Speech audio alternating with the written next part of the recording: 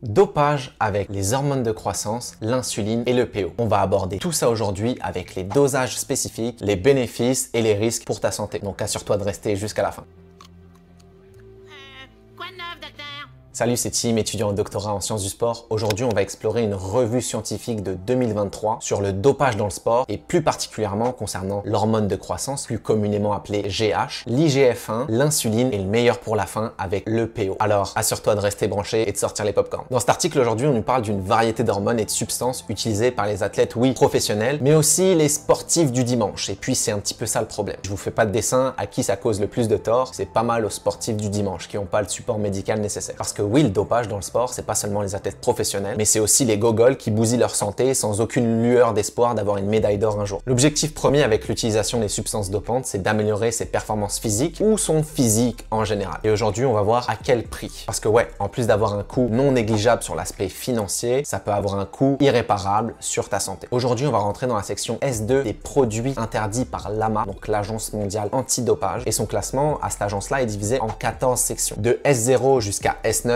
on retrouve aussi M1, M2, M3 qui sont des manipulations soit génétiques, soit des manipulations de fluides comme des transfusions sanguines ou soit des manipulations chimiques et physiques. Puis pour la dernière, on va retrouver la catégorie P1 avec les bêta-bloquants. Notre catégorie d'intérêt aujourd'hui, je le rappelle, c'est la catégorie S2 qui inclut les hormones peptidiques, les hormones de croissance, l'insuline, l'érythropoïétine, plus connue sous le nom de PO. On va comprendre à quoi elles servent, dans quel objectif elles sont utilisées et surtout avec quel dosage. On commence tout de suite avec la première hormone qui est l'hormone de croissance, autrement appelé en anglais growth hormone. Dans ce milieu-là, il y a beaucoup d'appellations différentes pour caractériser les mêmes produits. Tu t'en doutes bien, ceux qui consomment ce genre de substance, c'est pas des prix Nobel de chimie. Alors faut que le nom il soit relativement simple. C'est la raison aussi pour laquelle cette hormone-là s'appelle GH. Elle comporte 191 acides aminés et a été isolée pour la première fois en 1945. Son rôle principal, c'est le transport d'acides aminés aux muscles et aussi la production de facteurs de croissance comme l'IGF-1, l'IGF-BP3, etc.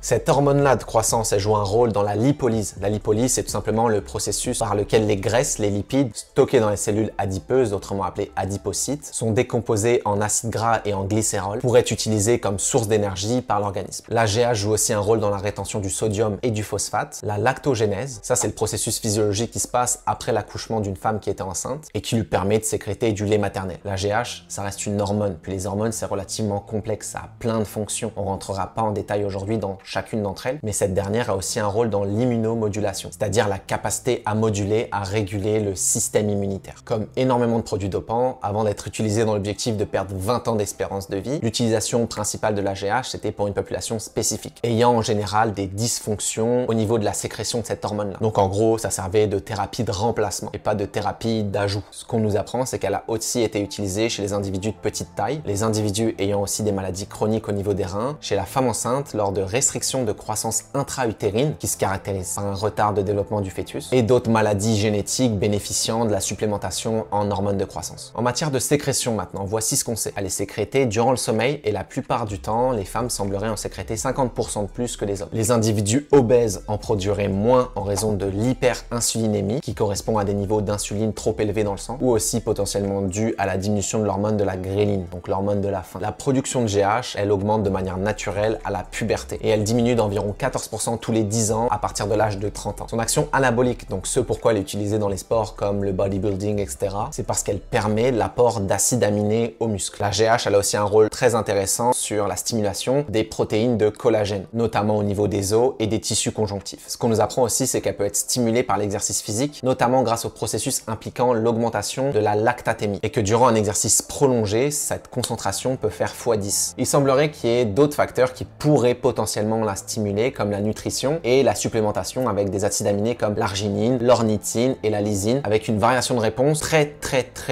variable entre les individus. Ça va être notamment impacté par le sexe, l'âge et les concentrations initiales. C'est notamment la raison pour laquelle ça fonctionne pas avec tout le monde d'essayer de booster sa GH en consommant des acides aminés. A contrario, ce qu'on nous apprend, c'est que le glucose et les acides gras libres pourraient avoir un impact inhibitoire sur la production de GH. L'hormone gréline maintenant, autrement appelée hormone de la faim, car elle est stimulée lorsque l'estomac est vide, et bien cette dernière va aussi avoir un impact sur le relâchement de l'hormone de croissance dans l'organisme. Voici une des raisons pour lesquelles tu devrais même pas faire confiance à cette hormone de croissance-là. Même lorsque cette hormone est utilisée à des fins médicales, comme la thérapie de remplacement, voici ce que l'étude nous apprend. Il y a 2 études qui ont été réalisées en Europe avec une cohorte de 247 et 285 participants. Et ça a démontré quoi? Ça a démontré une augmentation de x2 du taux de mortalité pour les groupes qui étaient traités avec de la GH. Donc même lorsque tu as des problèmes de concentration de GH et qu'on t'en donne afin que tu retrouves des taux normaux, eh bien ça pourrait avoir un impact sur ta santé. Alors imagine l'impact sur une personne en santé à la base. On ne sait pas réellement quand est-ce que ça a commencé l'utilisation de la GH pour se doper. Ce qu'on sait, c'est que Ben Johnson, en 88, aux Jeux Olympiques de Séoul, après avoir été testé positif au stanozolol, un stéroïde anabolisant, a par la suite admis avoir aussi utilisé des hormones de croissance. En gros, le gars, il était laudé comme un cheval de course. Les Jeux Olympiques d'Atlanta en 96 ont un surnom bien spécifique qui s'appelle les GH Games, en raison notamment de l'utilisation très importante de l'hormone de croissance durant ces jeux. Mais bon, petite réflexion comme ça. Si tout le monde était sous hormone de croissance, est-ce que c'est vraiment de la triche? Cette utilisation-là a continué par la suite en 88 au Tour de France et ça a été interdit par le Comité international olympique seulement en 89 et par l'AMA, donc l'Agence mondiale antidopage, en 1993. On parle souvent des athlètes professionnels et des compétitions internationales, mais certaines statistiques indiquent que le dopage c'est près de 5% des athlètes universitaires américains. Et ça, c'est seulement pour ceux qui ont avoué en avoir consommé durant leur carrière. La stat pourrait augmenter à 12% chez les athlètes d'haltérophilie et 24% chez les gymnastes. Parlons de dosage maintenant, parce que ceux qui la consomment, tant qu'à faire n'importe quoi, le font jusqu'à la fin. Ce qu'on nous rapporte concernant la plupart des dosages, c'est qu'ils sont variables, mais ils peuvent aller jusqu'à 20 fois la dose thérapeutique utilisée lors de thérapies de remplacement. Cette hormone-là, en plus, en général, est combinée à l'utilisation de stéroïdes anabolisants, à l'IGF-1 et à l'insuline. Autrement dit, un bon petit shaker explosif. En termes de dosage, ce qu'on rapporte, c'est 2 à 8 mg par jour pendant 6 à 8 semaines. Mais attention, certains produits d'hormones de croissance qui sont vendus en ligne sous forme de tablettes, de gouttes et d'aérosols sont apparemment totalement inefficaces.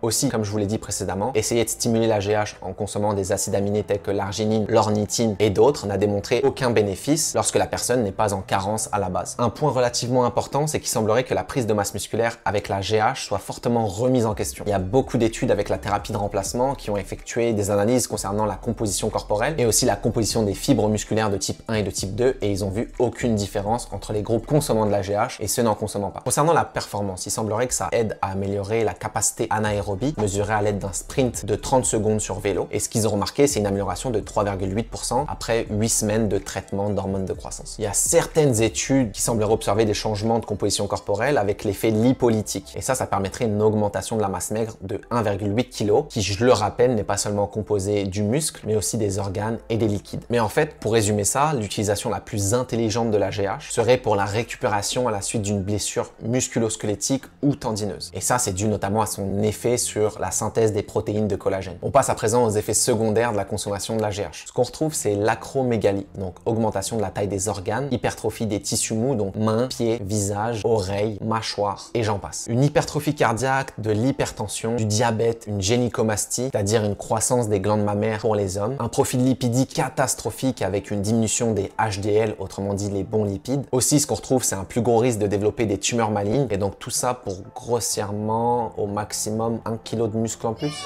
On a bientôt fini avec l'hormone de croissance, mais avant ça, on va regarder comment ils font pour la détecter lors de contrôles antidopage. En fait, ça va être grâce au poids moléculaire, donc un ratio qui va être effectué. Ce qu'on apprend, c'est que l'hormone naturelle de la GH est sécrétée sous différentes isoformes, mais la majorité, donc 80%, c'est 22 kDa, donc kDa. Ça, c'est son poids atomique. Le reste des molécules de GH, c'est 20 kDa. Sauf que malheureusement pour les contrevenants, la GH injectée intramusculaire s'offre exclusivement sous format 22 kDa. Ce qu'ils font donc, c'est le ratio de la GH 22 kDa divisé par le total de GH dans l'échantillon, et si ce dernier est supérieur à 0,8, donc le 80% de GH sous format 22 kDa, eh bien cela signifie que la personne a bénéficié d'une consommation exogène d'hormones de croissance. Il existe d'autres techniques bien plus complexes pour la détecter, notamment avec le profil génétique, du sang séché et même de l'urine avec la chromatographie en phase liquide couplée à la spectrométrie de masse. Cependant, l'hormone est complètement éliminée 30 heures après l'ingestion. On passe tout de suite ensuite à l'IGF-1 et l'insuline qui, je vous promets, sont abordés de manière beaucoup plus succincte que ce qu'on vient de voir avec la GH. Et on finira par la suite avec l'EPO. L'IGF-1, c'est le principal médiateur des actions de l'hormone de croissance. Les deux, ils vont un petit peu ensemble finalement. C'est une peptide composée de 70 acides aminés. Les seules indications thérapeutiques concernant l'IGF-1 sont pour le syndrome Laron ou lors d'une résistance à la GH, due donc à une mutation génétique. Concernant le dopage, l'utilisation de l'IGF-1 est beaucoup moins commun parce qu'il semblerait beaucoup plus difficile à obtenir sur le black market. Sur le black market, elle est d'ailleurs retrouvée sous différents noms, notamment Increlex ou Mécasermine et Iplex ou Mécasermine Rinfabat. Ces formes d'IGF-1 là sont tronquées, ce qui augmente de fois 10 leur puissance et leur durée dans l'organisme. Les dosages qu'on va retrouver en général, c'est 50 à 75 microgrammes par jour pour 9 semaines, pour un total allant de 2200 à 8600 microgrammes pour le cycle. Ces dosages-là nous proviennent de l'haltérophilie, mais attention, c'est pas seulement utilisé dans ces sports-là, et c'est bien plus souvent utilisé dans les gyms commerciaux qu'ailleurs. Ce produit il est interdit par l'Agence mondiale antidopage depuis 2003, et comme la GH, il y a assez peu d'évidence qui nous montre une augmentation de la masse musculaire. En plus de ça, son effet sur les protéines de collagène est beaucoup plus faible que la GH. Les effets secondaires, eux, ils sont pas mal semblables à ce qu'on a vu avec la GH, donc je vais pas répéter, mais il y a un point très important à prendre en considération, car il est très dangereux, et c'est celui qui peut causer la mort. C'est l'hypoglycémie. Tout comme l'injection d'insuline que l'on va voir après, la consommation d'IGF-1 doit se réaliser durant un repas, parce qu'elle va créer une hypoglycémie, donc une diminution du glucose disponible dans le sang, ce qui peut mener à une perte de connaissance. Et on le sait, dans le monde du bodybuilding, nombreux ont commencé leur repas, se sont injectés ces produits et se sont évanouis avec la nourriture dans la bouche et donc par conséquent se sont étouffés avec. On passe à l'insuline maintenant. Elle est interdite depuis 1998, sauf pour les athlètes diabétiques. L'interdiction, c'est principalement dû à son effet anabolique, donc prise de masse musculaire, et ça a été utilisé aussi pour la récupération après l'exercice, notamment dû à la stimulation de la synthèse du glycogène. Comme d'habitude, dans le sport du culturisme, son utilisation semblerait beaucoup plus élevée qu'ailleurs, mais c'est normal étant donné que l'augmentation de la masse musculaire, c'est ce qu'ils recherchent avant tout. Le Lispro ou Aspart sont utilisés avant le repas pour prévenir donc l'hypoglycémie qu'on a vu juste avant et qui peut engendrer la mort. Parce que oui, effectivement, t'as beau jouer à l'apprenti sorcier, il y a de fortes choses que tu contrôles pas dans ton organisme. Et étant donné que chaque molécule entraîne une autre qui entraîne une autre et c'est un processus extrêmement complexe, il y a peu de chances que déjà si tu veux emprunter le chemin court vers le dopage, tu sois assez allumé pour penser à toutes les molécules que tu vas devoir gérer en même temps. Concernant les mesures antidopage, il y a différentes techniques, notamment la mesure de la peptide C et de la proinsuline qui permettent de distinguer une hyperinsulinémie, donc l'augmentation des concentrations d'insuline dans le sang, de manière endogène, donc produite par l'organisme, ou de manière exogène, donc induite par la consommation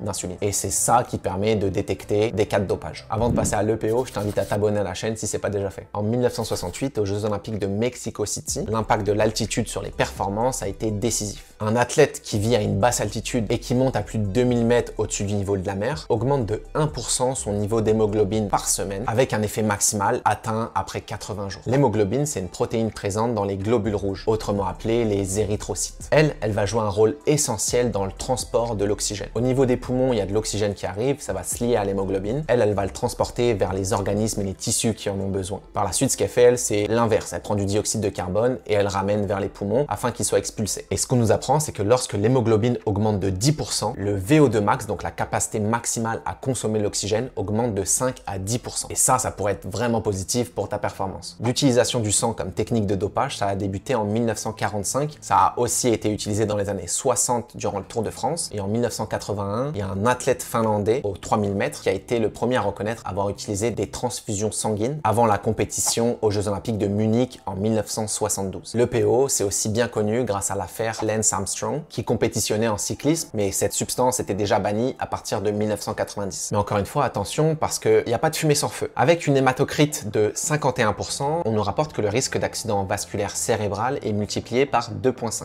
L'hématocrite, c'est quoi? Eh bien, c'est tout simplement une mesure du volume occupé par les globules rouges dans le sang. Le tout par rapport au volume total sanguin. L'entraînement en altitude, lui, permet de faire augmenter cette hématocrite-là. C'est pourquoi énormément d'athlètes vont s'entraîner en altitude. On retrouve aussi des techniques bien moins complexes avec des chambres hypoxiques ou encore des caissons hypoxiques qu'on peut avoir à la maison. Et ça permet de diminuer l'oxygène présent dans l'environnement. Ça, ce sont des techniques tout à fait légales. La technique qui est interdite en revanche, c'est la transfusion sanguine. L'EPO, il fut utilisé de 3 manières différentes avec comme objectif de faire augmenter l'hématocrite. La consommation donc de l'EPO lui-même ou de peptides imitant l'EPO. Deuxièmement, ce qu'on va retrouver, c'est des agents induisant l'hypoxie et donc stimulant la production d'EPO. Et troisièmement, ce qu'on retrouve, c'est la manipulation génétique sur laquelle j'ai déjà fait une vidéo que je t'invite à aller regarder après celle-ci. L'EPO, c'est principalement produit par les reins et avec une plus petite quantité produite par le foie. L'EPO, il permet de stimuler l'érythropoïèse en augmentant la masse des érythrocytes, donc des globules rouges. Puis ça va permettre un apport d'oxygène plus important à ton muscle. Et donc, ça améliore ta capacité aérobie et donc ta performance sur des épreuves d'endurance. C'est pourquoi tu vas le retrouver dans les sports comme le cyclisme, l'ultramarathon, le ski et plein d'autres activités qui nécessitent de l'endurance. L'EPO, en général, ça va augmenter ton exercice aérobie de 6 à 8%, ton hématocrite de 42 à 50% et ton VO2 max, donc ta capacité à consommer de l'oxygène, jusqu'à 20%. Il y a différents types d'EPO, première, deuxième et troisième génération. Cette évolution s'est effectuée au fil des années. La première génération, elle concerne l'eupoétine alpha intraveineuse qui dure entre 8 et 24 heures et qui est donc la meilleure pour le dopage parce qu'elle s'élimine rapidement. On retrouve aussi l'eupoétine bêta qui va durer un petit peu plus longtemps. Concernant la seconde génération, elle a une durée de vie 3 fois plus longue et on retrouve l'arbupeoétine avec une modification de 5 acides aminés qui s'administre à la semaine et qui est beaucoup plus puissante. On la retrouve aussi sous le nom de Aranesp. Concernant la troisième génération, maintenant, elle s'administre mensuellement dû notamment à sa plus longue durée de vie et on va notamment la retrouver sous le nom de Mirkera. Les effets secondaires, c'est comme pour tout, ça va dépendre de la dose et de la fréquence d'utilisation des produits. Et on l'a vu, des produits qui se vendent sur le black market, la plupart du temps, ils contiennent des impuretés, ce qui va causer encore plus d'effets secondaires finalement. L'EPO va augmenter l'hématocrite. Une hématocrite au-dessus de 52 à 55%, c'est problématique, notamment parce que tu vas avoir une augmentation de la viscosité de ton sang. Puis en effet, lorsque ton sang s'est rendu de la sauce tomate